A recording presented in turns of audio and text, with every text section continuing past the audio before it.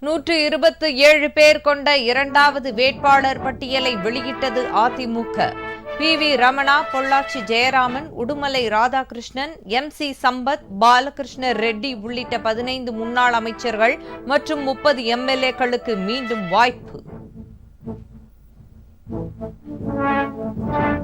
வேட்பாளர் பட்டியல் வெளியீட்டை அடுத்து அதிமுகவினர் பட்டாசு வெடித்து கொண்டாட்டம். பட்டியலில் விடுபட்ட ப. வளர்மதி, சரோஜா, சிவபதி, மாஃபா பாண்டியராஜன் உள்ளிட்ட முன்னாள் அமைச்சர்களின் ஆதரவாளர்கள் வேதனை. திமுக வேட்பாளர்கள் பட்டியலை இன்றிரவு முதலமைச்சர் ஸ்டாலின் வெளியிடுவார் என தகவல். காங்கிரஸ், தேமுதிக, விசிக இடையே ஓரிரு தொகுதிகளை பகிர்வதில் எழுந்துள்ள சிக்கல் தீர்க்கப்பட்டுவிடும் என எதிர்பார்ப்பு. சென்னையில் இன்று நடக்கவிருந்த தாவேக வேட்பாளர் அறிமுக கூட்டம் திடீர் ஒத்திவைப்பு. பெரம்பூரில் நாளைய பிரச்சாரத்திற்கும் காவல்துறை அனுமதி மறுத்திருப்பதற்கு நடிகர் விஜய் கண்டனம்.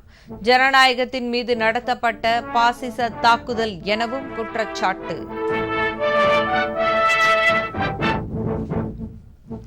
சட்டமன்ற தேர்தலில் பிஜேபிக்கு ஒதுக்கப்பட்ட தொகுதிகள் குறித்து அண்ணாமலை கட்சி தலைமையிடம் அதிருப்தி.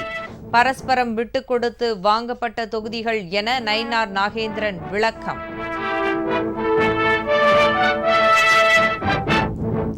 பெட்ரோல், டீசலுக்கான கலால் வரியை மத்திய அரசு லிட்டருக்கு 10 ரூபாய் குறைத்ததால் விலையில் மாற்றம் இருக்காது.